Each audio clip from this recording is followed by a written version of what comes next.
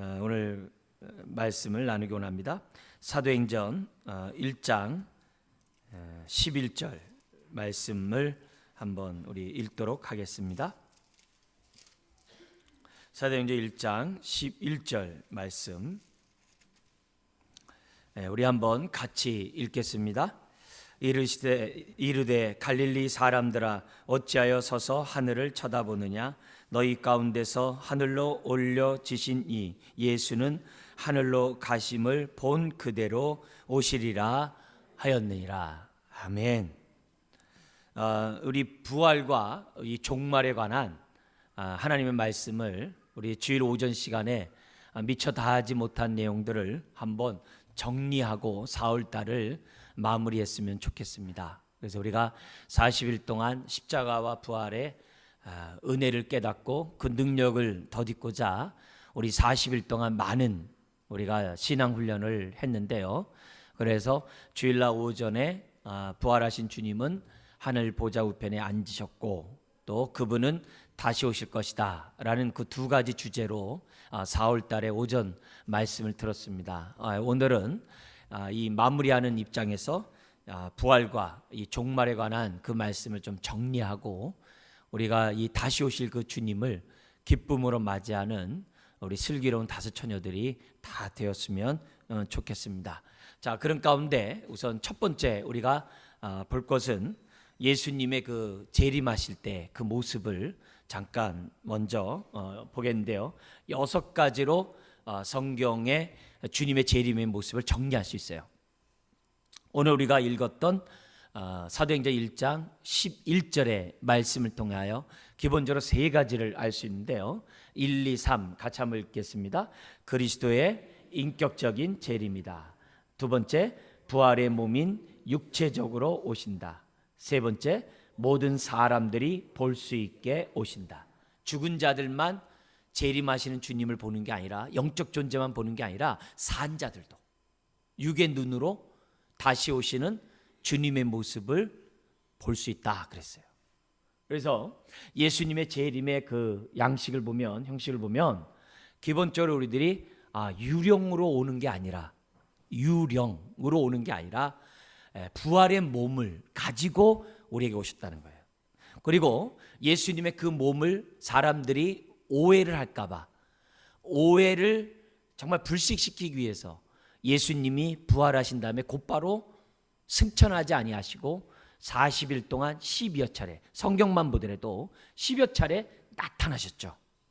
그래서 제자들과 함께 숯불에 구운 떡과 고기를 잡수시질 않나.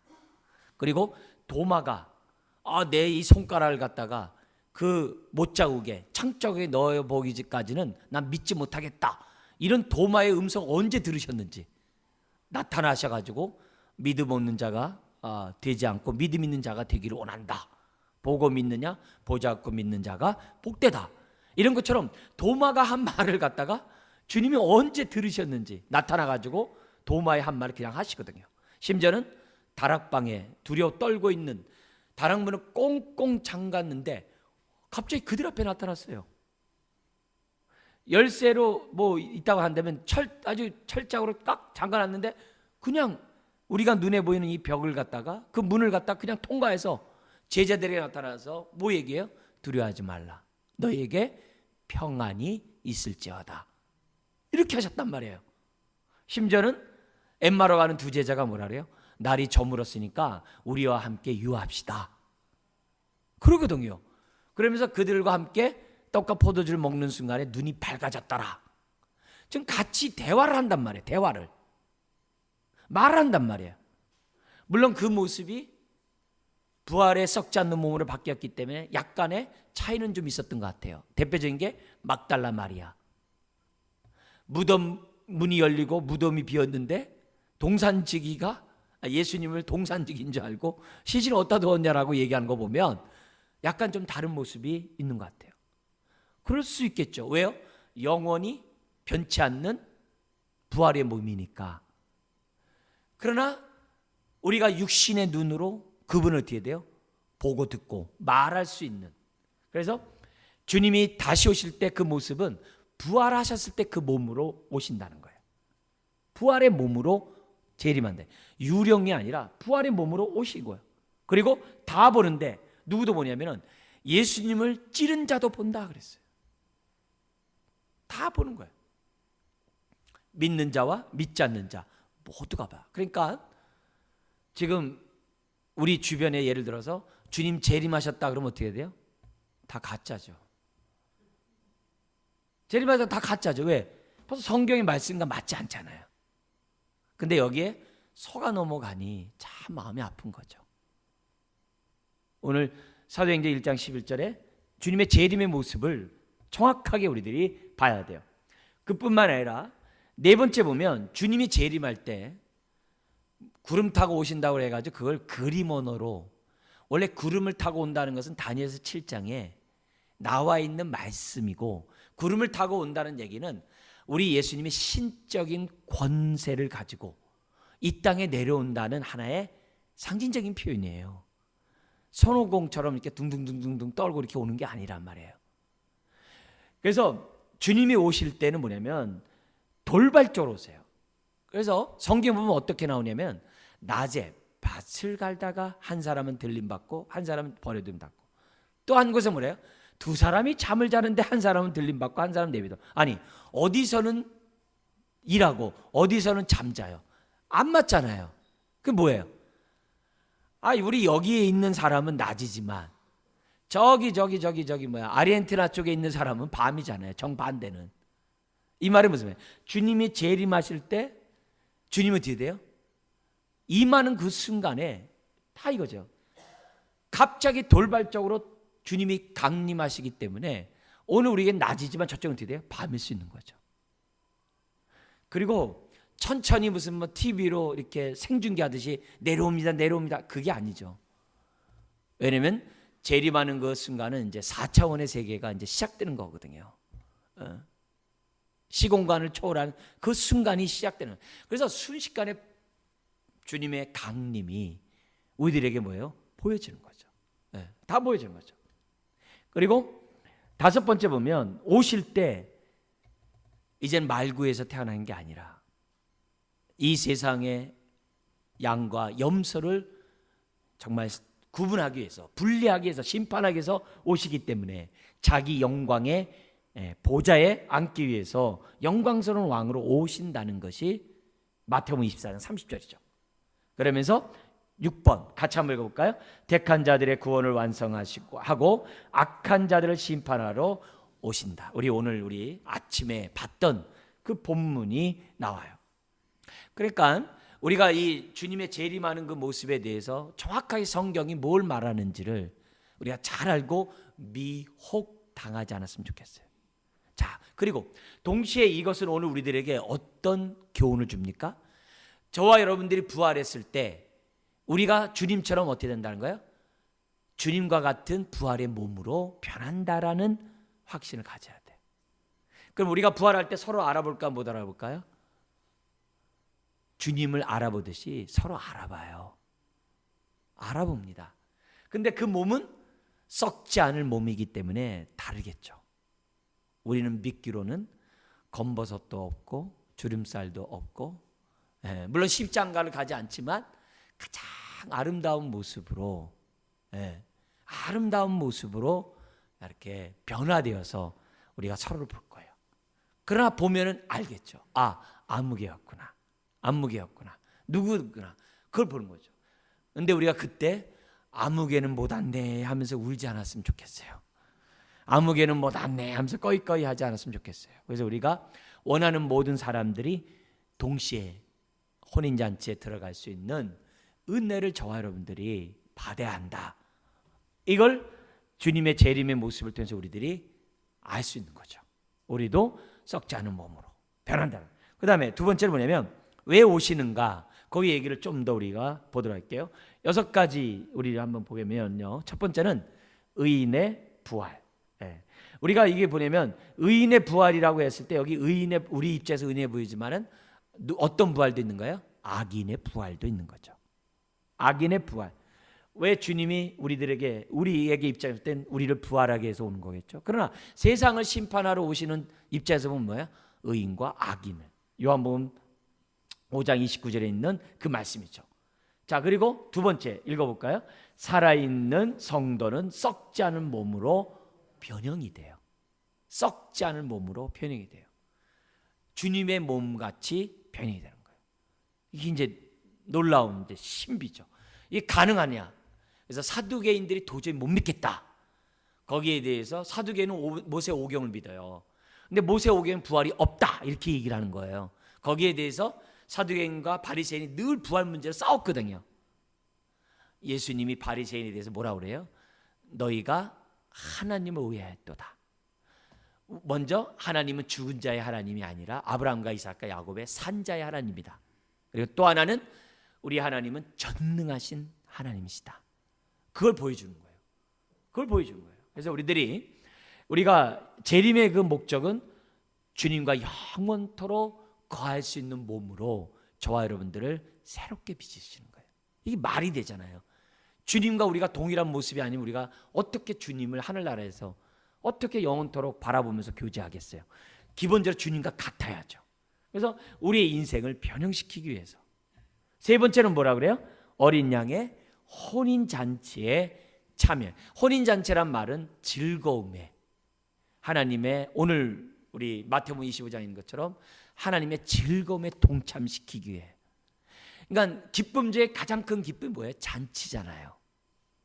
그래서 어린 양의 혼인잔치에 참여해서 저와 여러분들에게 정말 주님의 기쁨을 나누기 위해서 재림하신다는 거죠. 그래서 신랑이 신부를 맞이하러 오는 거예요. 신방으로 다 꾸며놨으니까 인도하는데 얼마나 정하니. 네 번째는 어떻게 돼요? 성도들에게 상급을 주시고, 다섯 번째는 악한 세력을 파멸하고, 여섯 번째는 새하늘과 새 땅에 들어가도록 하기 위해서. 왜요? 거처가 마련되면은 우리에게 오셔서 우리를 하늘나라로 인도하신다 그랬잖아요. 그래서 예수님이 이 땅에 오신다는 거예요. 기본적인 생각이. 세 번째 한번 보죠. 그러면 언제 오시는가? 거기에 따라서 기본적으로 세 가지가 나누게 돼요. 좀 어려운 말이지만 하도 이런 말들이 많아가지고 기본적으로 그래도 우리가 이 시간을 통해서 기본 뼈대는 갖고 있는 게 중요해요. 크게 세 가지예요. 하나는 뭐냐면 전천년설이 있는데, 이건 뭐냐면 종말 전에 그리스도께서 재림하셔서 1000년 동안 우리 주님이 이 땅을 다스린 다음에 이 날이 있다는 거예요. 그래서 1000년 전이라 해가지고 1000년은 뭐냐면 1000년 왕국이에요. 1000년 왕국이 어떻게 돼요? 이루어지기 전에 주님이 뭐냐면 재림하신다는 주장이에요. 여기에 이제 이 두 가지가 있는데, 하나는 역사적, 거기 뭐예요? 전천년이 나와요. 역사적 전천년이 뭐냐면은 연도를 쭉 따져보니까 아담이 살았던 그 시기가 주전 한 4000년 정도 되는 거예요. 그러니까 하루가 1000년 같다고 했지. 그래서 6일이 있고 하루가 안식일이 있으니까 이 세상은 6000년이라는 세상이 있고 나머지 안식일이 1000년이 돼가지고 1000년왕국이 있다라는 주장이에요. 그게 이제 역사적 전천년이라고 그래요.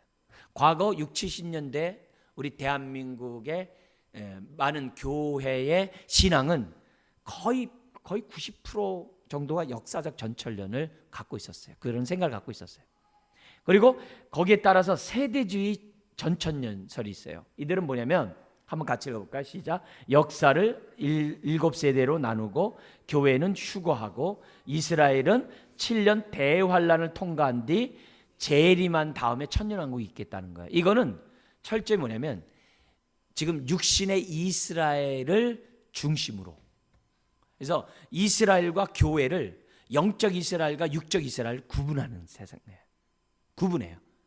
그래가지고 교회는 영적 이스라엘인데 뭐예요? 7년 대환란이 나기 전에 우리들은 다 휴거하고 교회는 이스라엘, 육적 이스라엘이 이 땅에 남아서 그 대심판을 불같은 시험을 견뎌내서 그들이 드디어 이 세상을 통치하고 저와 여러분들은 그 위에서 그들을 다스린다고 하는 생각이에요.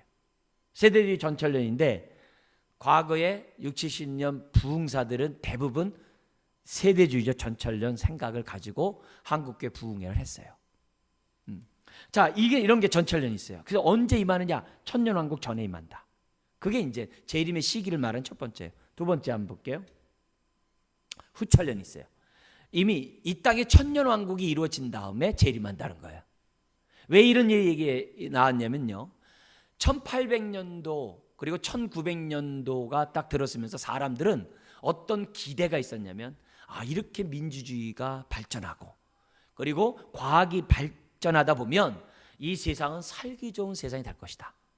그리고 1800년도 말만 해더라도 정말 그 서양에서는 다 교회를 다니고 믿음들을 다 국가 전체가 믿고 있었거든요. 그러니까 그들의 입장에서 보면 이대로 가다가는 서양뿐만 아니라 동양 모두가 다 그리스도인이 될 거다. 그래서 민주주의가 발전하고 과학이 발전하고 기독교가 전 세계를 지배하는 날이 올 것이다. 그래가지고 그런 기간이 어떻게 천년을 보는 거예요. 그리고 나서 어떻게 돼요?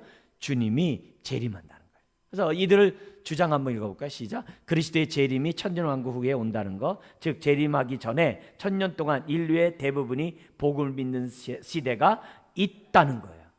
그게 우리가 말하는 후천년, 그러니까 천년왕국이 있는 다음에 주님이 재림한다는 거예요. 그러니까 요즘같이 우리같이 이렇게 막 전쟁과 기근과 다툼과 불안이 있으면 뭐예요? 아직 먼 거죠. 그죠? 그래서 후천년을 지금 지지하는 사람들 거의 없어요. 왜? 성경에 보면은 주님의 재림의 징조가 뭐가 있어요? 전쟁과 난리와 기근이 끊이지 않는다 그랬잖아요. 그래서 이 후천년은 이걸 갖다 이게 주장하는 사람들 극히 아주 제한적인 그런 사람들이에요. 한때 기독교가 왕성했을 때 갖고 있었던 생각들이고, 또 진화론의 영향에 따라서 이 사회는 정말 발전해 가지고서 유토피아가 이 땅에 이루어지겠다고 하는 그 1800년도에 나타난 사상이지 오늘날 이렇게 맞지 않아요. 이걸 지지하는 사람 거의 없어요. 그 다음에 무천년이 있어요. 같이 한번 읽어볼까요? 천년기는 없고 예수님의 초림과 재림의 기간을 천년으로 본 거예요. 이 천년은 뭐냐면 예수님이 왕으로 이 세상을 통치하는 기간이 천년왕국인데, 이 무천년은 뭐냐면 주님의 초림과 주님의 재림이 바로 주님이 이 세상을 통치하는 기간으로 보는 생각이에요. 그래서 천년왕국이 지금 진행되고 있다는 거죠. 초림서부터 재림까지가 지금 진행되고 있다는 거예요. 그러다가 주님이 재림한다는 거예요. 그래서 오늘날 지금 한국교회는 옛날에 역사적 전천년설 거의 95% 정도가 우리나라에 그런 신앙을 갖고 있었는데 요즘 뒤바뀌었어요. 95%가 무천년설이고 5%가 나머지인데 그 가운데 대부분이 역사적 전천년. 그래서 우리나라는 무천년 플러스 역사적 전천년을 많이 갖고 있어요. 그래서 연배가 나이가 많이 들고 오랜 옛날부터 신앙생활 하셨던 분들은 역사적 전천년 신앙을 많이 갖고 있어요. 그러나 이제 젊은 세대 입장에서는 무천년을 많이 갖고 있어요. 근데 중요한 건 뭐냐면 성경에 무천년에 대한 얘기만 있는 게 아니라 역사적 전천년에 대한 얘기도 나오거든요. 그리고 여기 후천년에 대한 얘기도 성경에 좀 나오거든요. 그리고 세대주의적 전천년도 성경에 좀 나와요. 나오는데 그것을 어떻게 해석하느냐에 따라 좀 다른데 나름대로 그들 주장들을 합니다만 그래도 한국교회에서 기본적인 것은 무천년이 주류로 지금 이루고 있는 것이 현실이다. 그러니까 언제 재림한다는 거예요? 지금 현재 지금 주님이 이 세상을 통치하고 있잖아요. 하늘 보좌 우편에서. 그래서 하나님의 때, 그 때와 그 시는 알지 못하지만 어느 순간에 위로부터 정말 하늘로부터 강림하시는 그런 날이 있다는 거예요. 그게 이제 성경의 기본 개념이에요. 다음 보죠. 그래서 재림의 시기는 오직 하나님만 알고 우리는 주님의 재림만 있다는 것을 믿고 나가는 거예요. 네 번째, 재림 전에 어떤 일들이 있으냐. 우리 예수님 우리에게 특별히 마태복음에서 가르쳐준 그 얘기를 한번 정리해 볼 필요가 있어요. 뭐라고 했는지 6가지를 잠깐 볼게요. 첫 번째는 뭐죠? 복음이 열방에 전파돼. 오늘 아침에 본문 가운데 하나예요. 복음이 열방에 전파돼요. 왜요? 하늘과 땅에 권세를 갖고 계신 주님이 모든 족속으로 제자를 삼으라고 했잖아요. 그죠? 땅끝까지 이르러 내 증인이 되라고 하셨잖아요. 그렇기 때문에 그 권세 앞에 사람들이 뭐예요? 복음을 전하게 돼 있거든요. 그래서 열방의 복음이 전파되는데 안타깝게도 지금은요, 미전도 종족, 나라 안에 수십 개의 막 종족들이 있잖아요. 우리나라는 단일 민족이기 때문에 이런 게 잘 없습니다만 이웃 나라만 가더라도 종족들이 굉장히 많아요. 막 중국만 해도 막 50개가 넘어요. 러시아는요 130개가 넘어요. 엄청 더 많은 종족들이 있단 말이에요. 근데 세부 종족으로 들어가면요, 지금 한 6,000개가 넘는 종족이 아직 복음을 받아들이지 못하고 있어요. 그러니까 아직 주님의 재림이 좀 멀었다는 거죠. 그 다음에 두 번째, 뭐 어떤 일이 있냐면은 적그리스도와 거짓 선지자의 미혹이 나타나서 사람들이 어떻게 돼요? 이상한 신앙을 갖고 이상한 재림이 이미 왔다라고 주장하지 않나?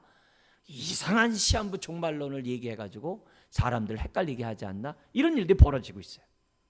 그러니까 지금 우리나라에 200만의 잘못된 이 재림신앙관을 갖고 있는 사람들이 우리나라에 있는 걸 보면 끔찍한 거죠. 세 번째 한번 읽어볼까요? 각처에 전쟁과 기근이 심하다고 그랬어요. 네 번째는 징조와 기사들이 막 일어나고요. 다섯 번째는 대배교. 이게 여러분 관심 가지셔야 돼요. 대배교와 대환란이 있어요. 대환란은 우리가 다 기억해요. 근데 뭐냐면 대배교가 있어요. 대배교. 이거는 공식적으로 집단적으로 그리스도를 갖다가 부인하는 끔찍한 일이에요. 대배교가 지금 어떻게 돼요? 공산주의 진영 시절에 있는 것 같았는데 아니었죠. 우리 그 증거 뭐예요? 중국이 문화혁명 때 정말 교회 문 다 닫히고 선교사를 추방당했을 때 기독교인이 한 명도 없을 거라고 했는데 딱 오픈하니까 7천만 명이 있었잖아요. 지금 선교사들이 지금 비공식적으로나마 계산하는 인원이 얼마냐? 중국의 그리스도인이 1억 한 5천만 명 정도 된대요. 어떤 사람이 1억 7천만까지 얘기해요. 어떻게 그런 일이 생겨나냐 이게. 성령의 역사죠. 하나님이 역사하고 있는 거죠. 근데 어떻게 돼요? 그러나 대배교가 있을 거라는 거예요. 그걸 우리들이 염두에 두셔야 돼요. 그리고 여섯 번째 뭐냐면 이스라엘의 회심이 있을 거라고 로마서 11장에 설명을 해요. 그래서 사람들이 Back to 예루살렘이라는 슬로건을 놓고 신앙생활을 하는 거고, 지금 이스라엘 사람들의 복음 전하기 위해서 많이 노력하고 있고, 이스라엘 가운데 예수 믿는 사람을 메시아닉 주, 메시아닉 유대인이라고 얘기를 해요. 주이스라고 얘기하는데 그런 사람들이 지금 뭐예요? 많이 늘어나고 있어요.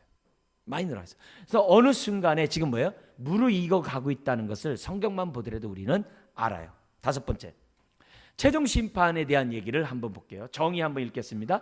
최종 심판이란 세상 끝에 하나님이 그리스도 안에서 모든 피조물들의 영원한 운명을 최종적으로 결정하시는 일이 최종 심판이죠. 심판이에요. 우린 그거 갖다가 백보자 심판이라고 그래요. 그죠? 크고 흰 보좌를 보니 거기에 그리스도가 앉아 계시고 행위책에 따라 심판한다라고 계시록 20장에 얘기하잖아요. 그래서 백보자 심판을 얘기를 해요. 네, 심판이에요. 근데 심판의 광경이 세 가지가 나와요. 한번 뭐 심판자는 누구예요? 예수 그리스도. 그죠? 우리 오늘 아침에 봤어요. 두 번째, 협력자는 누구예요? 천사들이 같이 호위해서 왔잖아요. 그 다음에 세 번째는 뭐예요? 예배 대상은, 심판의 대상은 마귀와 인류 개개인의 모두. 네. 특별히 우리들이, 네.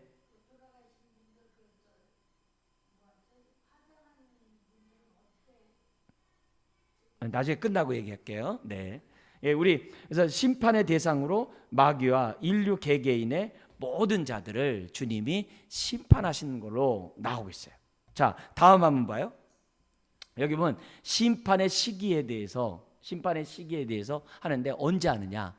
지금 뭐냐면 성경 보면 세상 끝날이에요. 자, 근데 요한복음 3장 17절 이하에 보면 하나님이 세상을 이처럼 사랑하사 독생을 주셨다 그랬잖아요. 근데 17절 이하에 보면 뭐라고 나오냐면은 예수 그리스도를 믿지 않는 그것이 이미 심판을 받았다고 그래요. 그러니까 저와 여러분들을 통해서 선포되는 그 메시지가 뭘 얘기하는 거예요? 구원의 자리인지 심판의 자리인지 결정되어질 수 있다는 사실을 잊어서는 안 돼요. 믿지 않음으로 이미 심판을 받았다라고 얘기한다고. 그런 의미에서 하나님의 심판이 최종적으로 세상 끝날에 있지만 지금 어떻게 돼요? 이루어지고 있다는 거죠. 계속 이루어지고 있다는 거죠. 그리고 하나님의 이 세상을 심판하고 있는 증거들이 불의와 불법과 부정을 저지른 자들이 폭로되게 하잖아요. 그런 일들도 하나님이 여전히 이 세상을 심판하고 있다는 걸 봐요. 그러나 마지막 때 주님이 영생과 영벌로 나눈다. 자, 그 다음에 두 번째 한번 읽어볼까요? 죽은 자의 부활 후에 어떻게 돼요? 즉시 일어나는 걸로 계시록 20장에 기록되어 있고요. 그러나 그때는 누구만 알아요? 오직 하나님만. 근데 이단들은 우스갯소리로 뭐예요? 그날과 그때는 모르지만 그 시간은 안다, 뭐 이런 식으로 얘기를 해요. 그건 그렇게 말장난하면 안 되는 거고, 주권은 하나님께 있는 거예요. 예수님이 하나님께 있다라고 얘기하면 그냥 아멘 하면 돼요. 그걸 막 계산하고 이때 달라고 막 얘기하고 이런 자체가 이건 벌써 틀린 거죠. 그래서 우리는 오히려 날마다 재림의 신앙을 가지고 하루하루 사는 것이 중요해요. 자, 네 번째, 심판의 기준이 나오는데 이방인들에게는 어떻게 돼요? 다 양심을 주셨다고 그래요. 그래서 우리가 양심에 부끄러움 없이 만약에 산다고 한다면 구원받을 수 있겠죠. 그러나 양심에 찔림받지 않은 사람이 어디 있겠어요? 유대인도 마찬가지예요. 유대인들은 어떻게 돼요? 특별히 율법을 통해서 그들을 어떻게 돼요? 심판하시겠죠. 근데 율법에 흠없는 자가 누가 있겠어요? 의인은 없나니 하나도 없다 그랬는데. 그 다음에 성도들, 저와 여러분들이 어떻게 돼요? 하나님의 말씀에 따라 얼마나 우리들이 오늘 25장 마태복음 25장의 표현을 쓴다면 깨어있는지, 얼마나 적은 일에, 얼마나 작은 일에, 작은 자에게 죽게 대했는지를 가지고 우리를 판단하시겠다는 거예요. 다음 한번 보죠. 인간의 그러면 최후 상태가 나오는데요. 심판함으로 이제 최후 상태, 영벌과 영생이 나눠지잖아요. 악인의 최후의 상태가 이제 우리 세 가지를 한번 잠깐 볼게요. 첫 번째는 뭐죠? 지옥에서 영원히 고통당한. 두 번째는 하나님의 은총을 박탈당한 영벌의 상태. 세 번째는 꺼지지 않는 불 속에서 신체와 영혼이 영원히 형벌을 받는. 그래서 육체의 부활이 있는 거고, 지옥에 대해서 성경에 6번 자세히 기록되어 있는 거예요.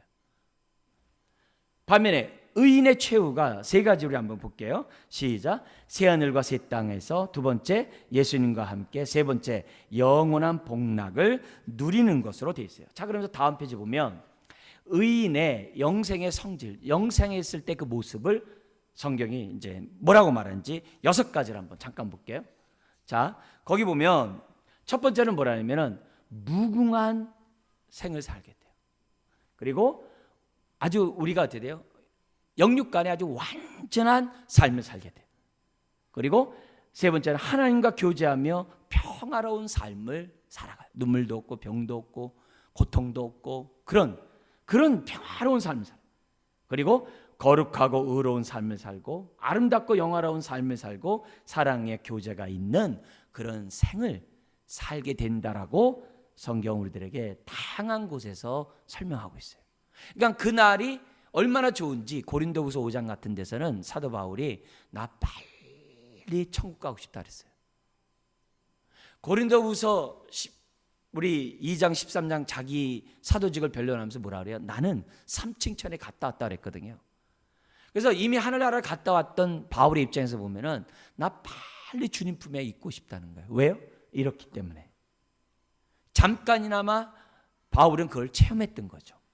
그래서 이런 삶을 체험한 사람은 어떻게 돼요? 이 세상이 살기 싫어 이렇게 등지는 게 아니라 빌립보서 1장에 보면 바울이 우리에게 알려줬어요. 그러기 때문에 이 땅에서 어떻게 산다고 그래요? 최선을 다하여 주님이 가신 그 길을 따라가는 삶을 산다는 거예요.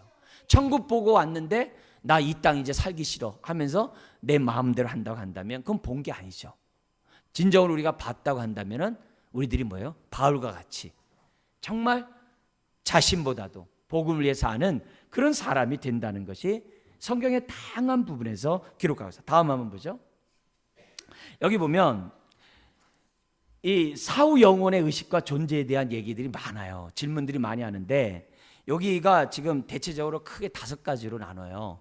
근데 우리가 믿는 것은 이제 첫 번째 거를 우리가 믿고 있습니다. 그래서 우리가 이런 얘기들이 나올 때마다 여러분들이 좀 정리해가지고 우리 생각을 했으면 좋겠어요. 첫 번째는 뭐냐면 사후 사람이 죽으면 어떤 일이 어떻게 되는가 이 얘기예요.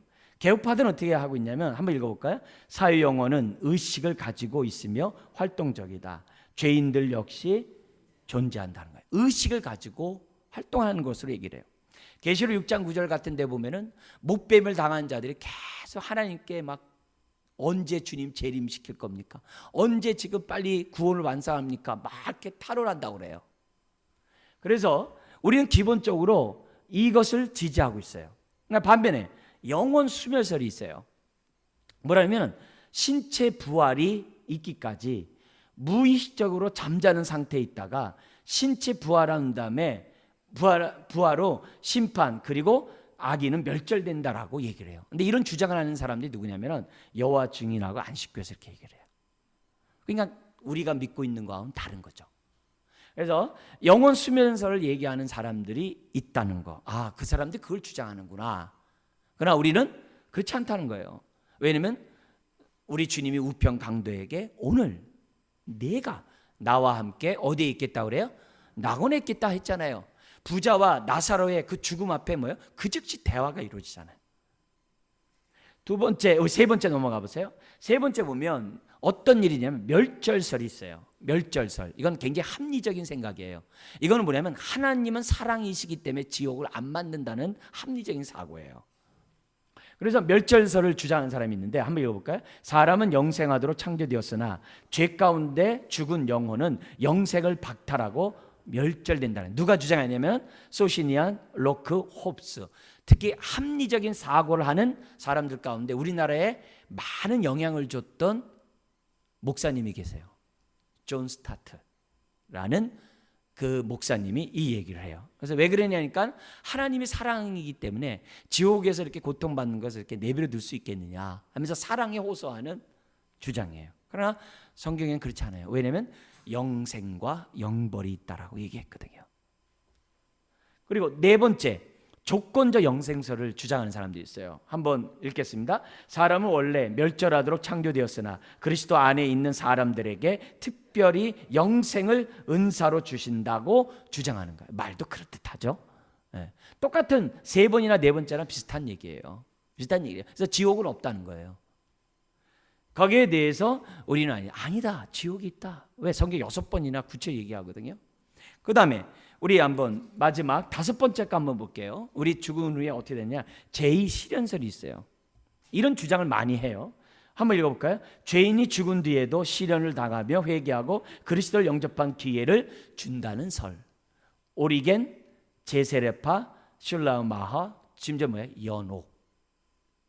연옥 주장하는 사람들. 이렇게 얘기하는 사람들이 많이 있죠.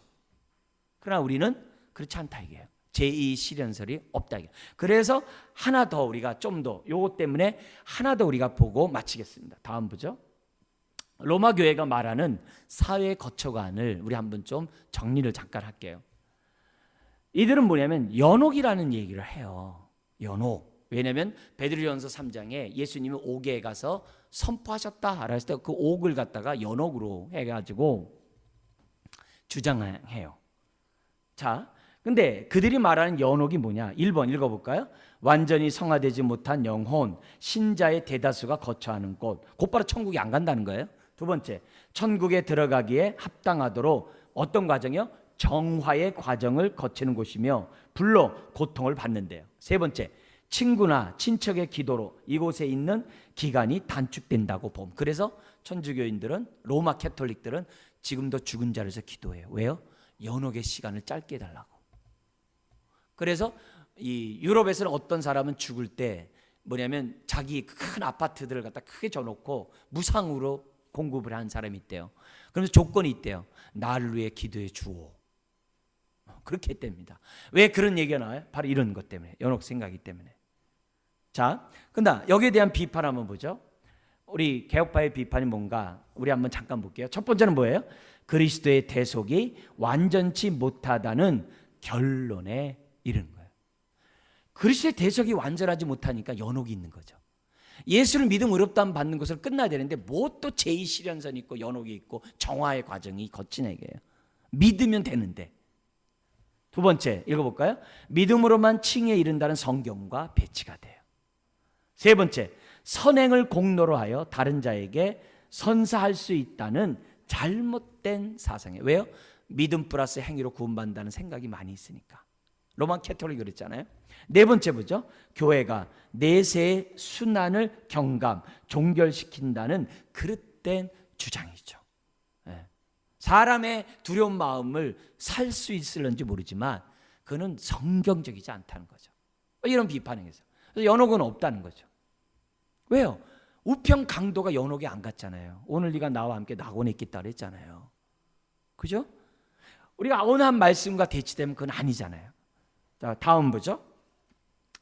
선저림보, 이상한 얘기 좀 할게요. 선저림보, 이건 뭐냐면 이곳은 그리스도께서 부활하실 때까지 구약 성도들의 영혼이 유치되어 있는 것을 선저림보라고 그래요. 그리고 그리스도가 죽으신 후에 이곳에 오셔서 베드로전서 3장 얘기하는데 복음을 전파하고 그들에게 해방시켜 주심으로 천국에 올라갔다는데 아니라는 거예요. 개신교는. 왜냐? 여기서 이 전파라고 얘기했지만 전파라는 헬라어 단어와 선포라는 단어는 달라요. 근데 여기서 사용된 베드로전서 3장에 나와 있는 그 단어는요, 전파가 아니라 선포예요. 전파는 전도한다라는 말로 해석할 수 있지만 선포는 뭐예요? 악의 존재들에게 예수님의 하나님의 아들 되심을 선포하는 것은요, 그들을 심판하는 것과 같은 거예요. 그래서 그들의 주장이 다르다는 거죠. 그래서 여기에 대한 비판을 보죠. 선조 림보에 대한 비판. 첫째는 림보란 말 자체가 성경에 없어요. 두 번째는 베드로전서 3장 18절에서 20절에 설은 사단과 흑암의 권세 위에 그리스도께서 승리를 뭐예요? 전파가 아니라 선포하신 것이지 선조 림보와는 전혀 관계없다. 그 얘기라는 거예요. 다음 보죠. 영아 림보도 또 있어요. 이게 뭐냐면 이것은 이교대의 자손이나 교인의 자손이나 불문하고 세례받지 아니한 모든 아이들의 영혼이 거처하는 것. 그래서 로만 캐톨릭은 다 유아 세례를 굉장히 강조해요. 7성례를 강조해요. 우린 두 가지만 하는데, 그다음에 이들에게 적극적인 형벌이 없으나 천국의 축복이 제물되므로 소망이 없다는 거예요. 영아 림보. 그래서 우리 애가 죽었는데 천국 가요, 지옥 가요, 막 이런 사람들에게 말하기가 좋겠죠. 그러나 비판, 성경의 근거가 없고 이거는 죽은 영아들에 대한 동정과 상상의 산물일 뿐이라는 거예요. 연옥고리와 연관해서 제2시련설과 이렇게 막 흉합돼가지고. 다음 보죠. 지옥. 그들이 말하는 지옥이 뭐냐? 첫째는 뭐예요? 세례받지 못한 장년들이 가는 곳이래요. 이제 영세겠죠. 두 번째는 뭐예요? 세례를 받았으나 그 은혜를 잃어버린 자들이 가는 곳. 그다음에 세 번째는 어떻게 돼요? 교회에 화목하지 못한 자들이 가는 곳. 왜 그럴까요? 그 당시 교회가 구원의 방주로 얘기해가지고 로만 캐톨릭에 소속하지 않으면 구원이 없다라고 얘기했거든요. 강력한 그런 교회론을 가지고 있었거든요. 그렇지 않다는 거죠. 그렇지 않다는 거죠. 그러면서 반대로 다음번 천당이 뭐냐? 그들이 말하는, 한번 읽어보세요. 첫 번째는 그리스도인의 완전한 상태에 득달된 신자들이 가는 곳이고, 두 번째, 이들은 죽은 즉시 천당에 간대요. 그러니까 아주 소수죠. 비판. 첫 번째가 뭐예요? 같이 한번 읽겠습니다. 우편 강도에게 오늘 내가 나와 함께 낙원에 있으라고 주님 말씀하셨다. 그리고 아까 얘기했던 것처럼 부자와 거짓 나사로의 말씀에는 그 즉시 천국과 지옥으로 나뉜 것으로 나온다는 거예요.